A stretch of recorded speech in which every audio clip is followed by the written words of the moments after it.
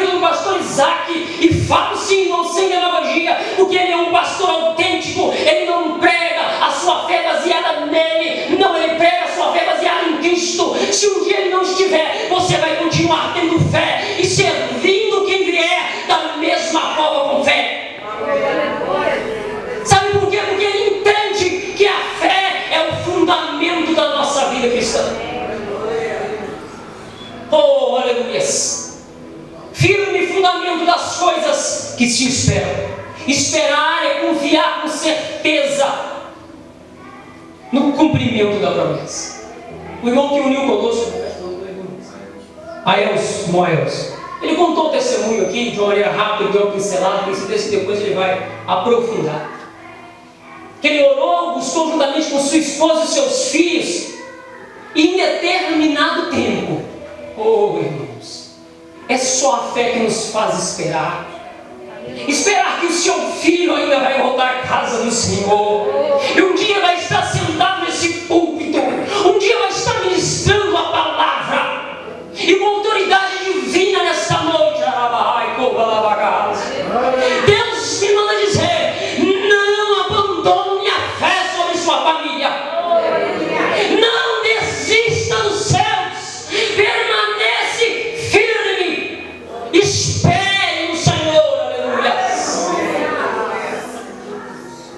Porque Deus, irmãos, Ele quer nos abençoar, e mais do que nunca Ele quer que nós exercemos a fé que talvez eu e você nunca tenhamos exercido em todos estes anos de cristão. E eu volto a dizer: por que, irmão Lucas? Porque, irmãos, os tempos são findos, e mais do que nunca nós temos que buscar como nunca buscamos, clamar como nunca buscamos, cremos como nunca cremos, para que Deus venha fazer um milagre em nós e na nossa família. A prova das coisas que não se veem. A fé é a convicção interior daquilo que ainda não foi visto. Se é cometido um crime, irmãos, e o delegado começa a investigar a área do pastor, para ele, quando for um julgamento daquela pessoa que é um suspeito, é necessário que haja prova, uma convicção, algo que seja incontestável. Aqui existem 2 militares, para que aquela pessoa seja julgada e condenada, ou absolvida ou condenada. E a fé não é diferente. Para mim e para você, é a certeza de que eu e você, antes mesmo de nossos olhos humanos verem, nós já temos a prova de que o milagre já aconteceu em nossa vida. Me veio à mente essa semana, a irmã Ju, um dia, num ciclo de oração aqui, ela contou que eu fiz uma oração e Deus curou ela. Eu não ia nem citar o nome dela, ia só citar no contexto, mas citei, até peço perdão. E aí, eu me questionei, há 2 semanas atrás, eu estava com um problema, como os irmãos já sabem, graças a Deus, Deus teve misericórdia de mim. Mas minha esposa está com a dor no braço, nós já tem mais ou menos 1 mês e meio a 2. Eu me questionei: Senhor, o Senhor me usou para curar certas pessoas, ou alguém, ou que seja. Eu simplesmente orei, eu estava inspirado pelo Espírito Santo e orei: quem cura é Deus. Mas na minha própria casa, na vida da minha própria esposa, o mesmo problema. Irmãos, Deus nem me falou comigo, nem me respondeu na mente, no meu coração, através da palavra, de uma maneira direta, quando eu estou orando, não, irmãos.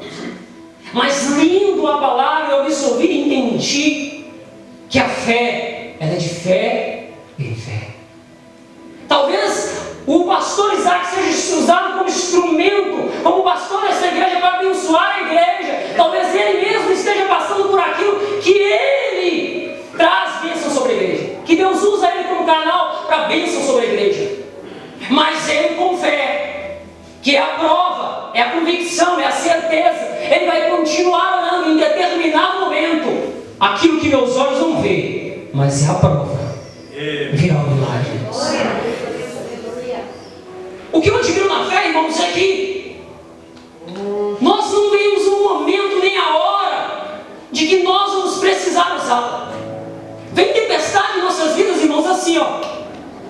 Eu brinco com minha esposa, eu lembro quando estava como coordenador regional, logo após um grande evento, um grande trabalho que tinha, Que a gente saía de lá assim, regozijando, com o coração saltitando, que o pastor Isaac sabe o que é isso. Mas nada melhor, irmãos, do que você pôr a mão na obra de Deus para servir e ver as coisas acontecerem. Isso nos traz uma alegria incontestável, algo assim que alimenta realmente a nossa alma. Mas quando terminava, aí entrava segunda-feira, irmãos, parece que vinha uma avalanche. Parecia que tudo aquilo que a gente tinha servido a Deus não valia de nada. Mas a fé, a fé, irmão, ela nos trazia novamente, trazer um novo desafio. As tempestades não vão avisar, mas a sua fé está lá. E quando eu olho para a Bíblia, aqui no livro de Hebreus, no capítulo 11, aleluia, você vai ver quem é a galeria da fé. E no versículo 4 fala sobre Abel e Caim. E nós vemos que Abel e Caim, os dois prestaram oferta ao Senhor. Só que uma oferta foi aceita. E nós temos que entender, irmãos, que a nossa vida, eu trazendo para o contexto da palavra, que a palavra é prática e a nossa fé também é prática.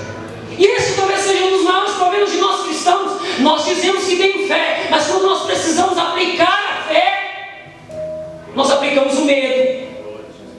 Nós aplicamos, como Elias, acabaram de derrotar os profetas. Quando Jezabel profere algo contra ele, ele sai correndo e se esconde.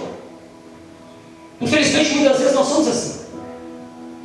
Nós nos escondemos quando nós, na verdade, nós temos que praticar a fé. E quando nós olhamos para o versículo 4, que diz sobre Abel e Caim, nós temos que entender e ter a convicção de que como Abel ofereceu o melhor sacrifício do que Caim, nós também, irmãos, no nosso dia a dia, na nossa vida, nós temos que nos esforçar para prestar o melhor sacrifício diante de Deus. O pastor nos trouxe uma palavra 2 semanas atrás sobre legalismo. Nós não podemos confundir as coisas, irmãos, e ele nos ensinou bem. Mas nós estamos em uma geração a qual nós precisamos mais do que nunca entender que quando eu, por exemplo, abro mão de vir num culto, olha para você ver hoje, irmãos, um culto como lá está tendo um jogo cuja seleção brasileira está, mas eu até à tarde me veio à mente, eu tenho convicção que a igreja hoje vai estar mais cheia do que ela está. Nós temos, irmãos, que entender que a nossa fé é prática. E assim como Abel ofereceu o melhor sacrifício, eu também tenho que oferecer. Eu me lembro que quando eu estava no trabalho, chamando Lar de Paz, em outra congregação, os irmãos mais velhos me questionavam que não tinham muito a oferecer dentro daquele trabalho, porque não poderiam toda semana estar se deslocando de seus lares a outros lares. E eu conversava com eles, irmão, o que você tem a oferecer? Irmão Lucas, eu posso jejuar e orar? Entregue com fé o seu jejum e sua oração. Assim como Abel entregue o seu melhor. O nosso